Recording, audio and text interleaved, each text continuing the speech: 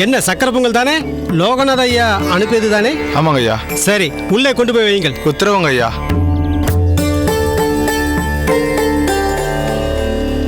பட்டரே, நம் லோகநாத ஐயா கூறியது போலவே நெய்வேத்தியத்திற்கு 1000 தொன்னை சர்க்கரை பொங்கலை அனுப்பிவிட்டார். பார்த்தீர்களா? பார்த்தேன்.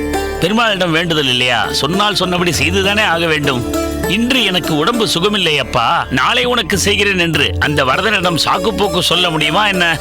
சரி, உமக்கு உதவியாக ஒரு பையன் இருப்பானே, அவன் எங்கே? சற்று வெளியில் அனுப்பி இருக்கிறேன், இதோ வந்து விடுவான். சொந்த காரியத்திற்கா? ஐயோ, அவன் கோவிலில் சம்பளம் வாங்கும்படி நீங்கள் ஏற்பாடு பண்ணியிருக்கிறீர்கள். சொந்த வேலைக்கு அவனை நான் அனுப்புவேனா? என்ன போன காரியம் என்னவாயிற்று? கோணையனை பார்த்தேன். கீழ்ப்பிரகாரத்தில் ஒரு பக்கம் பாசி பிடித்திருக்கிறது, அதை சுத்தம் பண்ண வேண்டும் என்று சொன்னேன். ஆகட்டும், சாயந்தரம் வந்து பார்க்கிறேன் என்று சொல்லியிருக்கிறான்.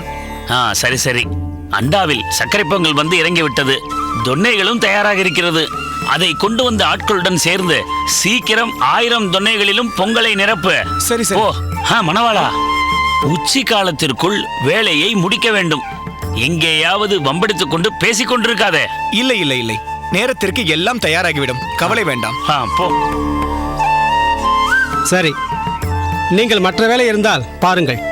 ஆனால் சீக்கிரமாகட்டும். லோகநாத ஐயா அவர் மனைவியோடு இன்னும் சற்று நேரத்தில் வந்து விடுவார். சரி. நில்லுங்கள் பட்டரே.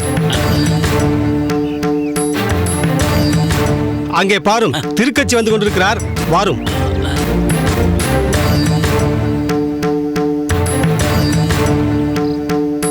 திருக்கட்சி நம்பிகளே. அடியேன். எங்கே?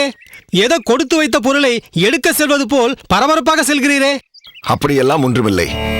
பெருமாளுக்கு மாலையை சாற்றிவிட்டு ஆலவட்டம் வீசத்தான் சென்று கொண்டிருக்கிறேன். அதெல்லாம் ஒன்றும் வீச வேண்டாம் பட்டரே.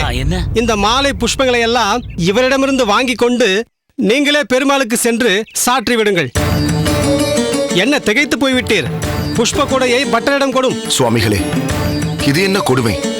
அன்றாடம் நான் கொண்டு வரும் மாலைகளை நானே பெருமாளுக்கு சாற்றித்தானே பழக்கம். வாஸ்தவம் தான் நம்பிகளே. ஆனால் இன்று ஒரு காரணத்துக்காகத்தான் வேண்டாம் என்கிறார்.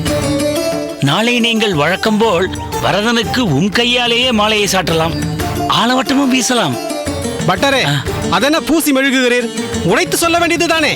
இதோ பாருமையா திருக்கட்சி, இன்று ஒரு செல்வந்தர் 1000 தொன்னை சர்க்கரை பொங்கலை நெய்வேத்தியம் செய்வதாக நேர்ந்து கொண்டிருக்கிறார்.